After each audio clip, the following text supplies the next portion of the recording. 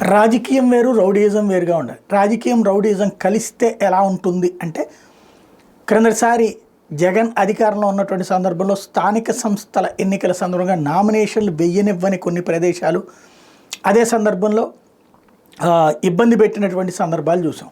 దాన్ని తప్పుపట్టాం. అదే సందర్భంలో ఈ ప్రభుత్వం అధికారంలోకి వచ్చాక వేధించి హింసించి కౌన్సిలర్ని, కార్పొరేటర్ని బలవంతంగా గుంజుకుంటున్న దాని గురించి తప్పనినే చెప్తున్నాం. అంటే అప్పుడు తప్పని చెప్పింది ఇప్పుడు ఒప్పని, ఇప్పుడు ఒప్పని చెప్పింది అప్పుడు తప్పని చెప్పేటటువంటి దరిద్రపు మీడియా తరహాలో అయితే మనం లేం. అప్పుడు చేసిన వాటిట్లో ఎక్కడెక్కడ తప్పు జరిగితే అది తప్పన్నాం. అదే సందర్భంలో బాధ్యతగా జరిగిన చోట బాధ్యతగా జరిగిందని నేను చెప్పుకున్నాను. ఇప్పుడు మళ్ళీ అదే పరిస్థితి. తునిలో మొన్న గట్టిగా పోరాడారు, తిరుపతిలో పోరాడి ఓడారు, పాలకొండ తునిలో వచ్చేటప్పటికి గట్టిగా నిలబడ్డారు అని చెప్పుకున్నాం.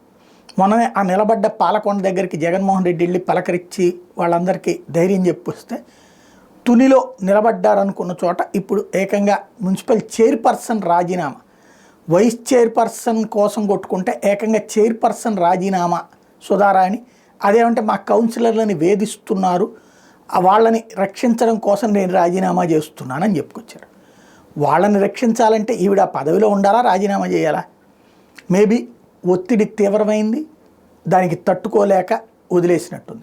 ఓవరాల్గా అధికారం అనేటటువంటి అహంకారం అనేటటువంటిది క్రమంగా పెత్తనం చెలాయిస్తుంటే తప్పుని తప్పనే స్థితిలో లోకం లేకపోవడమే అధర్మం.